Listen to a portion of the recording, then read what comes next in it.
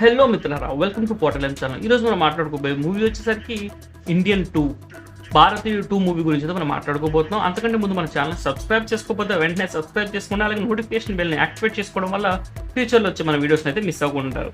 ఇంకా భారతీయ 2 ఎంత డిజాస్టర్ అయిందో నేను విడిగా చెప్పనవసరం లేదు. కానీ మూవీ నిజంగా అంత బ్యాడ్గా ఉందా అని చెప్పి నేను చూడడానికి మొదలుపెట్టాను. ఈ మూవీ అయితే ప్రస్తుతం నెట్ఫ్లిక్స్లో రిలీజ్ అయింది. అన్ని లాంగ్వేజ్లో అవైలబుల్గా ఉంది. నేను తెలుగు వర్షన్ చూశాను. ఈ సినిమా స్టార్ట్ అయినప్పటి నుంచి భారతీయుడు ఎంట్రీ వరకు కూడా సినిమా మొత్తం కూడా ఒక మంచి ఫ్లోలో అయితే వెళ్తుంది. ఎలా అయితే శంకర్ గారు అన్ని సినిమాల్లో కూడా ఆయన అనుకున్న పాయింట్ని ఎంత డెప్త్గా పర్ఫెక్ట్గా పిన్ పాయింట్తో టచ్ చేస్తారో అలాగే టచ్ చేశారు. మన సొసైటీలో ఉన్న ఇష్యూస్ని క్లారిటీగా అర్థమవుతుంది.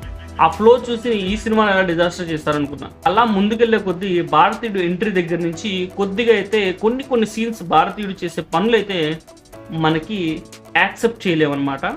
ఆ పాయింట్స్ వల్ల సినిమా పోయింది. అది తప్ప మిగతా అంతా కూడా సినిమా ఎక్సలెంట్గా ఉండేది. సినిమా ఎండింగ్ కూడా మంచి ఎండింగ్ అనే చెప్తాను. హైలో ఎండ్ అవ్వలేదు కానీ మంచి ఎండింగ్ అనే చెప్తాను. కాకపోతే కొన్ని లూప్ పాయింట్స్ అయితే మాత్రం సినిమా డిజాస్టర్ అవడానికి కారణమయ్యాయి. వాటి గురించి చెప్పుకునే ముందు సినిమాలో ప్లస్గా నాకేమనిపించాయో చెప్తాను. First of all Kamal Haasan గారి పర్ఫార్మెన్స్ అయితే యాజ్ యూజువల్గా ఇరగదీసేశారు. రెండోది శంకర్ గారి టేకింగ్ ఎంత బాగుంటుందంటే చూడటానికి విజువల్స్ అన్నీ కూడా హై లెవెల్లో ఉంటాయి. వాళ్ళు పెట్టిన ప్రతి రూపాయి మనకైతే స్క్రీన్ మీద కనిపిస్తుంది. ఆ క్వాలిటీ ఎలా ఉండిద్ది అని. దాని తర్వాత మనం చెప్పుకోవాల్సిన విషయం ఏంటంటే ఆయన ఈ సినిమాలో ప్రజలకు ఇచ్చిన మెసేజ్ అయితే హైలైట్ మెసేజ్ అని చెప్తాను. ఎంతకాలమని భారతీయుడు ఒక్కడే దేశాన్ని బాగు చేస్తాడు, ఇలా కాదు, యువత మేల్కోవాలన్న సందేశాన్ని ఇవ్వడానికి ఆయన కొత్త కాన్సెప్ట్ అయితే మన ముందుకు వచ్చారు. ఆ పాయింట్లో అయితే మాత్రం మనం శంకర్ గారిని ఖచ్చితంగా మెచ్చుకోవాలి.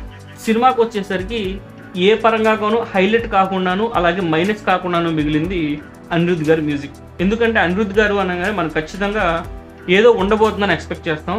కానీ ఈ సినిమాలో అనిరుద్ధ్ గారు చేసింది కంప్లీట్గా ఏంటంటే ఏ క్యారెక్టర్ వస్తే ఆ క్యారెక్టర్ సంబంధించిన నేమ్ని మళ్ళీ చెప్తూ ఉంటారు. దీని తర్వాత సినిమాకి మెయిన్ నెగిటివ్ అయిన పాయింట్స్ ఏంటంటే భారతీయుడు 1కి ఏదైతే హైలైట్గా నిలిచిందో అదే పాయింట్ భారతీయుడు 2కి అయితే డౌన్ఫాల్ చేసింది. అదే మర్మకళ. ఈ మర్మకళని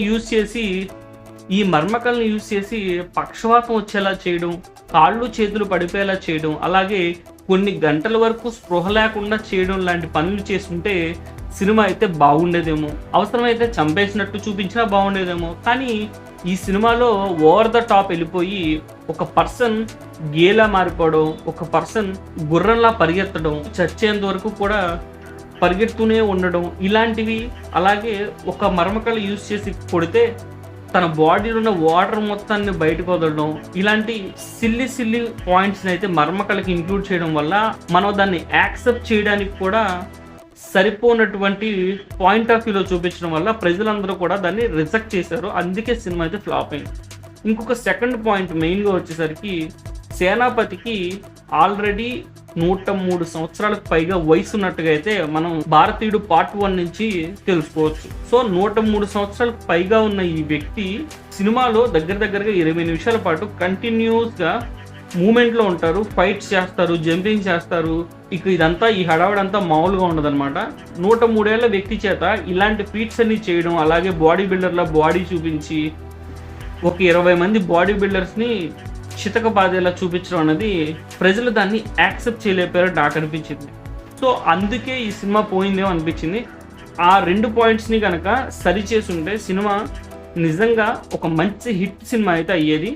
మొత్తానికి సినిమా అలా చూస్తూ ఉండగానే అయిపోయింది. 3 గంటల సినిమా చూసాన్న ఫీలింగ్ అయితే నాకు రాలేదు పర్సనల్గా. మరి మేబీ థియేటర్లో చూస్తే వచ్చేదేమో. సో ఫైనల్గా ఈ మూవీ చూడటానికి ఓకే, మరీ తీసి పడేసేంత సినిమా కాదు. ఈ 2 లాజిక్స్ని కనుక న్యాచురాలిటీకి దగ్గరగా ఉన్నట్టు చూపిస్తే కనుక మూవీ ఇంకా బాగా హిట్ అయ్యేదేమో. అస్సలు సేనాపతిలో ఇంత కూడా అలసట లేకుండా చూపించడం అన్నది నేనే యాక్సెప్ట్ చేయలేకపోయాను. మేబీ ప్రజలు కూడా అదే యాక్సెప్ట్ చేయలేక సినిమా డిజాస్టర్ చేస్తారేమో అనుకున్నాను.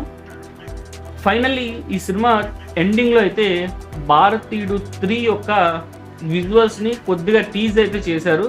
అది చూశాక నాకేమనిపించిందంటే భారతీయుడు 3లోనే అసలు స్టోరీ ఉన్నట్టుగా అనిపించింది. అండ్ అలాగే ఆ భారతీయుడు 3 విజువల్స్ చూస్తుంటే కొద్దిగా RRR విజువల్స్గా అనిపించినాయి. మీకేమనిపించింది? ఈ సినిమా మొత్తం చూసిన తర్వాత కింద కామెంట్స్లో తెలియచేయండి. అలాగే నా వీడియో నచ్చితే లైక్ చేయండి, సబ్స్క్రైబ్ చేసుకోవడం మాత్రం మర్చిపోకండి. మరో మంచి వీడియోతో మీ ముందుకు వస్తాను.